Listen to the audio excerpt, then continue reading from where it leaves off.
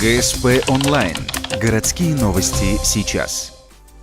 Суббота, 15:00. Антикафе «Джуманджи» стартует мастер-класс по искусству оригами. Его ведет сосногорский художник по бумаге Иван Дементьев. На занятия приглашены все желающие без ограничений по возрасту. Тема – грядущий день влюбленных. Естественно, под стать празднику и творения. Мастер показывает, как можно сделать креативную валентинку, например, бабочку или портативный разноцветный куб, который после нескольких движений становится розой. Выглядит как магия, но это не так. Все решает практика. На самом деле искусством оригами подвластны любые возраста.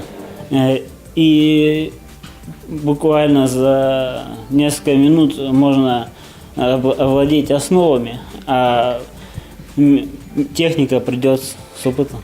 Личность мастера также необычная, как и сами работы. Иван более 10 лет занимается оригами. В конце прошлого года на 4-й международной интернет-олимпиаде он стал 13-м из 280 участников. Автор называет свое умение бумажной музыкой. 7 нот или 1 листок бумаги, а сколько вариаций. Полюбоваться на работы мастеров оригами ухтинцам представится случай в марте-апреле этого года. В музее УГТУ состоится 6-я международная выставка оригами. Вход бесплатный.